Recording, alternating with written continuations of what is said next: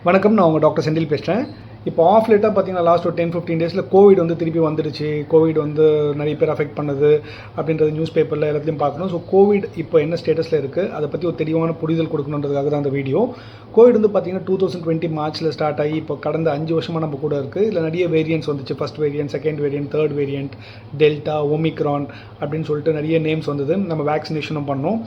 இப்போ வந்திருக்க வேரியன்ட் வந்து பார்த்தீங்கன்னா JN1 வேரியன்ட் அப்படின்னு சொல்கிறாங்க. இப்போ டெஸ்ட் பண்ணி பார்த்ததில் ஒரு குட் நியூஸ் என்னென்னா, இதோட சிவியாரிட்டி வந்து ரொம்ப கம்மியாக இருக்குது. அதாவது இந்த தேர்ட் வேரியன்ட் இருந்தது இல்லைங்களா, ஒமிக்ரான் வேரியன்ட் அப்படின்னு சொன்னாங்களா, அது மாதிரி ரொம்ப மைல்டாக தான் இருக்குது.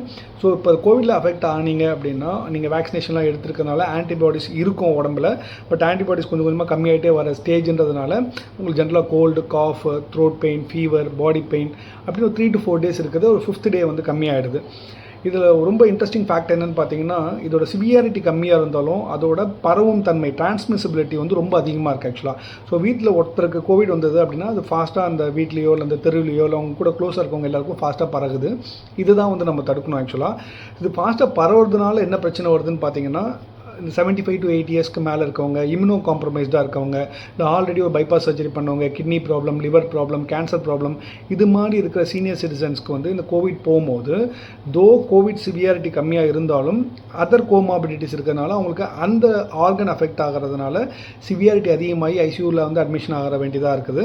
ஸோ இது வந்து டேரெக்டாக கோவிட்னால இம்பாக்ட் கிடையாது. கோவிட் வந்ததுனால அவங்களோட இம்யூனிட்டி அஃபெக்ட் ஆகிட்டு மற்ற காம்ப்ளிகேஷன்ஸ், ஃபார் எக்ஸாம்பிள் ஒபிசிட்டி இருக்கவங்க, ஸ்மோக் பண்ணுறவங்க, இவங்கெல்லாம் ரொம்ப கேர்ஃபுல்லாக இருக்கணும். ஸோ அதனால் இந்த கோவிட் வந்து இதுக்கு மேலே நம்ம கூடயே அப்படியே இருக்க போகுது. இப்போ டைஃபாய்டு வந்துருச்சு, வைரல் இன்ஃபெக்ஷன் வந்துருச்சுன்னு சொல்கிறோம் இல்லையா, அது மாதிரி கோவிட் வந்து இதுக்கு மேலே வந்து பெர்மனெண்ட்டாக நம்ம கூட இருக்க போகுது. அப்பப்போ வந்துட்டு போவோம். இது மியூட்டேஷன் அப்படின்னு சொல்லுவாங்க, மரபணு மாற்றங்கள்னு வாங்க, இந்த ஜீன் மியூட்டேஷன் வாங்க. இப்போ இருக்க கோவிட் வந்து அந்த JN1ன்றது மைல்டாக இருந்தாலும் அது போக போக உருமாற்றம் அடையலாம், மியூட்டேஷன் ஆகலாம், அது சிவியாரிட்டியாக ஆகலாம். ஸோ இப்போதைக்கு நம்ம பண்ண வேண்டியது வந்து கோல்டு, காஃப், ஃபீவர் ஏதாவது இருந்ததுன்னா மாஸ்க் போட்டு நம்ம ஐசோலேட் பண்ணிக்கணும். மற்றவங்களுக்கு அந்த இன்ஃபெக்ஷன்ஸ் எடுத்துகிட்டு போய் கொடுக்கக்கூடாது. ஏன்னா நம்மளுக்கு சிவியாரிட்டி கம்மியாக இருந்தாலும் அது வேறு யாராவது அஃபெக்ட் பண்ணி அவங்களோட உயிருக்கே கூட ஆபத்தாக வரலாம். இது தயவுசெய்து எல்லாருக்கும் ஷேர் பண்ணுங்கள். கோவிட்னால பயப்பட தேவையில்லை. யாருக்கு கோல்டு, காஃப் வந்தாலும் அவங்க ஐசோலேட் பண்ணிக்கோங்க, மாஸ்க் போட்டுக்குங்க. பொது இடத்துல போய் அதை ஸ்ப்ரெட் பண்ணாதீங்க, அவங்களுக்கு தெரிஞ்சோ தெரியாமலோ. Thank you, doctor Senthil, signing off.